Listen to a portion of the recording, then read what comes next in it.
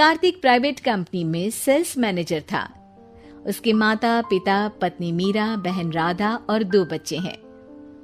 एक दिन मीरा कहती है, कार्तिक, के स्कूल में एनुअल फंक्शन के लिए 2000 जमा करने पड़ेंगे। अरे अभी कुछ दिन पहले ही तो 10,000 जमा किए थे ना। हाँ, वो तो फीस और प्रोजेक्ट के पैसे जमा किए थे। अभी तो अगले महीने एडमिशन फीस और किताबों के पैसे भी जमा करवाने पड़ेंगे। 40-50 हजार का खर्चा है। मीरा, इतनी तो सैलरी भी नहीं है मेरी, ऐसे कैसे काम चलेगा? तो मैं क्या करूं? बच्चे को सरकारी स्कूल में डाल दूं? मीरा, तुम जानती हो ना, मैं मुश्किल से 35 से 40 हजार ही कमा पाता हूँ। इस घर के खर्चे दिन ब दिन बढ़ते जा रहे हैं, थोड़ा कंट्रोल करो ना। या खाना और कपड़े पहनना भी बंद कर दूं? मैं ऐसा नहीं कह रहा हूँ मीरा। तुम जानती हो राधा का भी पोस्ट ग्रेजुएशन पूरा होने वाला है। घर के खर्चों के साथ उसकी शादी की जिम्मेदारी भी उठानी है। मेरे बच्चों की पढ़ाई से ज्यादा इम्पोर्टेंट राधा की शादी है, तो करो जो मन में आए। मैं बोझ लगती हूँ, मैं बच्चों के साथ अपने मायके चली जाती हूँ। तुम्हारी सारी मुसीबतें ही खत्म हो जाएगी। मीरा, मुझसे बहस मत करो। सुबह सुबह ऑफिस जाने के टाइम पर ही कलेश करके दिन मत खराब करो। इतना बोलकर कार्तिक वहां से चला जाता है।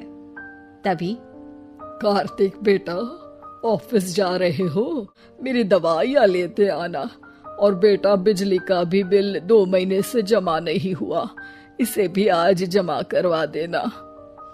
जी पिताजी, लाइए बिजली का बिल। 4,600 रुपए बिजली का बिल आया है। माँ, मीरा, राधा, कितना ज्यादा बिल आया है। भैया, ये 2 महीने का बिल है और मैं तो सिर्फ फोन चार्ज करती हूँ। अरे बेटा, मैं तो गीजर पानी गर्म करने के अलावा मेरे कमरे में एक पंखा और एक लाइट ही तो जलते हैं। मीरा, तो फिर इतना बिल कैसे आया? हाँ, सारा इल्जाम मेरे पर ही लगा दो ना। भाभी, आप भी तो एसी चलाती हो, उससे भी बिजली का बिल बहुत ज्यादा आता है ना। एसी मेरे मायके से आई है और वो भी अब सबकी आंखों में खटकने लगी है। मीरा, अपना मुंह बंद करो और आज के बाद तुम एसी नहीं चलाओगी। माँ, आप भी अपना पानी धूप में गर्म करके नहाया करो। कार्तिक ये कहकर घर से ऑफिस के लिए निकल गया। घर से कुछ आगे जाते ही उसकी गाड़ी पंचर हो गई। कार्तिक को पंचर बनवाकर ऑफिस पहुंचने में लेट हो गया। बॉस ने कार्तिक को अपनी कैब में बुलाया। may I come in, sir? Come in. बहुत लेट हो तुम। सॉरी सर, कुछ प्रॉब्लम्स की वजह से लेट हो गया। मुझे कुछ नहीं सुनना। तुम्हारा टारगेट कंप्लीट हुआ? नो सर, अभी बाकी है। क्यों? सर, मार्केट में बहुत रिसेशन चल रहा है, बिजनेस कहीं से मिल नहीं पा रहा। मैं अपनी तरफ से पूरी कोशिश कर रहा हूँ सर। मुझे तुम्हारी कोशिश नहीं चाहिए, मुझे बिजनेस चाहिए।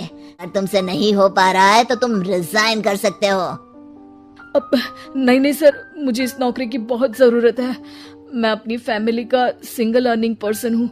मेरी जॉब चली गई तो मेरी फैमिली प्रॉब्लम में आ जाएगी सर। इसका ख्याल तुम्हें रखना चाहिए। जाओ यहाँ से, और बिजनेस लाए मुझे तुम अपना मुंह मत दिखाना। कार्तिक बिजनेस की तलाश में इधर से उधर कड़ी धूप में सारा दिन भटकता रहता है और थका हारा जब शाम को घर आया। बेटा, मेरी दवाई ले आए और बिजली का बिल भर दिया। अब दवाई लाना क्या पिताजी, और बिजली का बिल जल्दी भर दूंगा।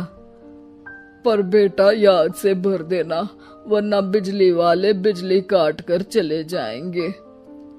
लीजिए पानी। बच्चों के एनुअल फंक्शन के लिए स्कूल में जमा करने वाले पैसे लेकर आए? अभी सैलरी नहीं आई है मेरा, और अकाउंट में ज्यादा पैसे भी नहीं बचे हैं। तो क्या बच्चों को स्कूल भेजना बंद कर दूं? बच्चे अगर इस साल एनुअल फंक्शन नहीं अटेंड करेंगे तो कोई पहाड़ नहीं टूट पड़ेगा। और अब तुम मेरा दिमाग खाना बंद करो। अरे, आप मुझ पर क्यों चिल्ला रहे हैं? कार्तिक गुस्से में घर से बाहर चला जाता है। अब मीरा रोने लगती है।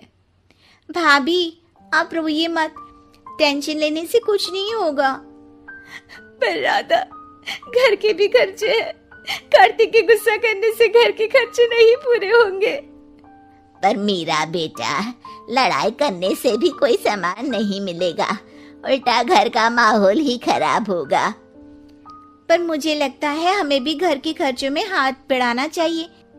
मुझे योगा सेंटर में जॉब का ऑफर मिला है, मैं कल से ही जॉब ज्वाइन कर लूंगी। वैसे तो मुझे भी सिलाई आती है, मैं भी लोगों के कपड़े सिलना शुरू कर देती हूँ। हाँ बेटा, मैं भी तुम्हारा घर के कामों में हाथ बटा दिया करूंगी और काज बटन लगाकर सिलाई करने में भी सहायता करूंगी।